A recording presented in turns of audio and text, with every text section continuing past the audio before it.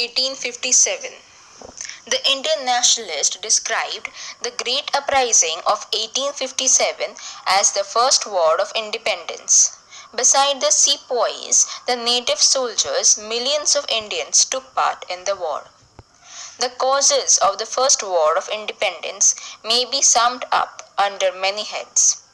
Political causes. Number 1. The doctrine of lapse. Dalhousie was the Governor General of India from 1846 to 1856. His policy of annexations and conquest showed clearly that the territory of no Indian prince was safe. The doctrine meant that when a ruler of a dependent state died without a natural heir, the state passed back to the English company. The prominent states to fall victim to the doctrine were Satara, Jhansi, and Nagpur. Number 2. Discourtesy to the Mughal Emperor.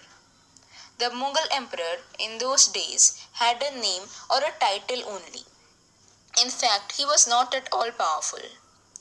But even that was devalued when Lord Dalhousie announced that on the death of the king, his successor would have to leave the imperial palace, the Red Fort. Later, in 1856, Lord Canning made it known that Bahadur Shah's successor would not be allowed to use the imperial title, that is, the title of a king. Such a discourtesy to the Mughal emperor hurt people's sentiments considerably. Number 3. Treatment meted out to Nana Sahib. Dalhousie's refusal of pension to Nana Sahib, the adopted son of ex-Peshwa Bajirao II, was very much resented by the Hindus in general and Nana Sahib in particular. Number 4. Annexation of Awadh. On 7th February 1856, Nawab Wazid Ali Shah was deposed on the grounds that Awadh was not being managed well. On February 13, the Court of Directors ordered Awadh's complete annexation to the company's dominions. The annexation of Awadh was certainly a case of high-handedness on the part of the company. Even among the talukdars or zamindars of Awadh, there was widespread dissatisfaction because the British had confiscated their estates. Awadh played a major role in the War of 1857. Social and religious causes. Social and religious factors were also at work in causing uneasiness among the people. Number 1. Fear regarding mass conversion to Christianity. The activities of the Christian missionaries created a sense of alarm among both the Hindus and the Muslims. The Bible was introduced not only in Christian institutions but also in government institutions. A feeling of panic was rising in the people who believed that they would all be converted to Christianity. Number 2.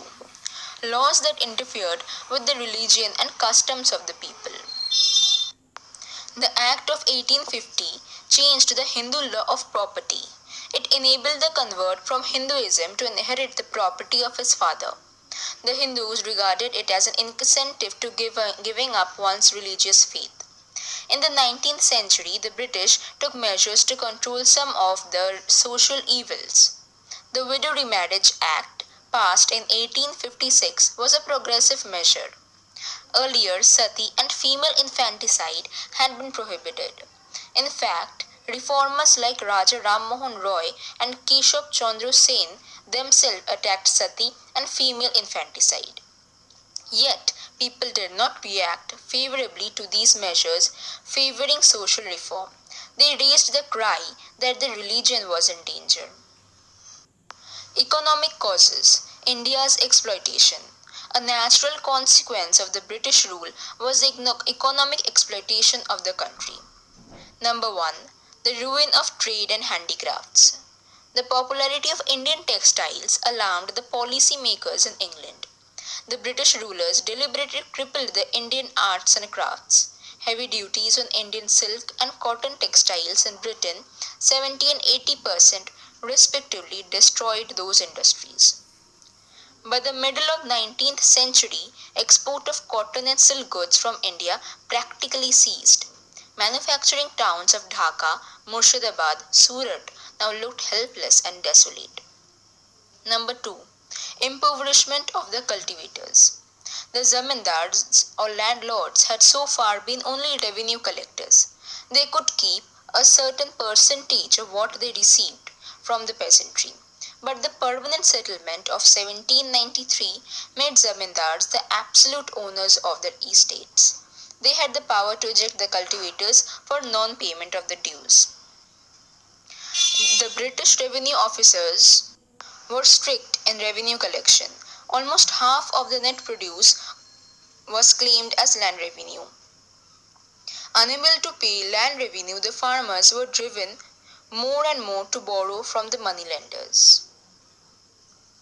Number 3. India reduced to an agricultural colony of British. Bihar, Bengal, and Awadh emerged as major producers of export crops such as jute, opium, and indigo. British companies managed this export trade. The manufacturers in England required other raw materials also, such as cottons and oil seeds for their industries. After the Industrial Revolution, the British did all that they could to keep India mainly an agricultural country. Number 4. Inhuman treatment meted out to the indigo cultivators. The peasants were forced to cultivate indigo and nothing else in the fields chosen by the English planters. Their crops were wantonly destroyed by the planters, their houses burnt, and their cattle carried off as plunder. Number 5. Loss of livelihood. Millions of artisans and craftsmen who lost their job had no alternative source of income.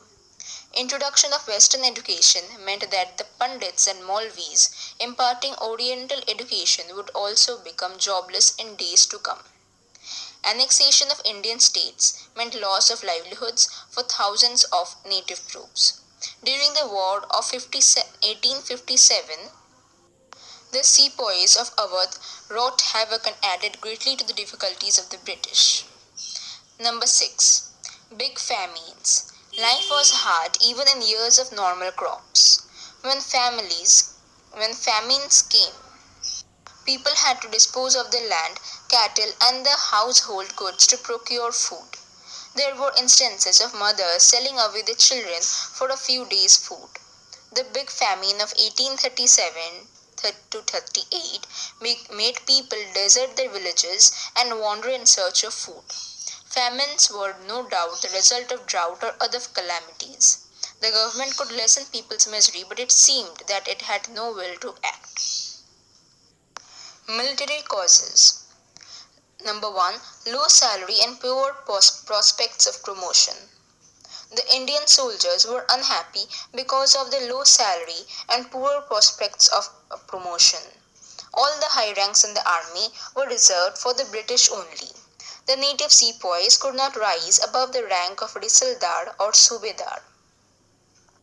Social distance between British officers and Indian soldiers. The officers treated their soldiers like menial servants. The soldiers, on the other hand, were experienced men who had conquered for their masters kingdom after kingdom.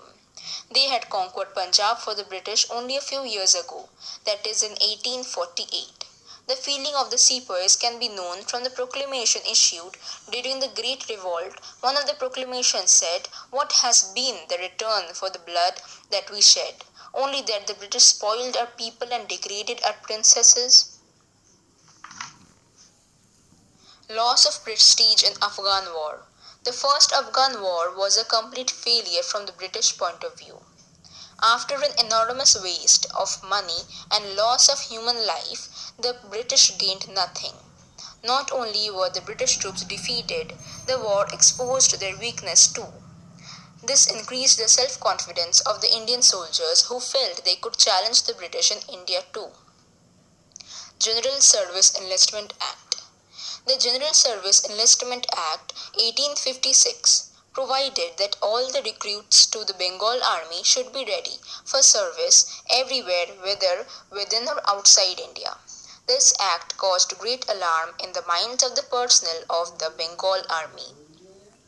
The immediate cause. Introduction of the Enfield rifles. The immediate cause of the War of Independence was the introduction of Enfield rifles in place of the old iron-made Brown Bess guns. The cartridges to be used for the Enfield rifles were greased with the fat of cows and pigs. The cow, as we know, is sacred for the Hindus, and the Muslims consider pig as unclean.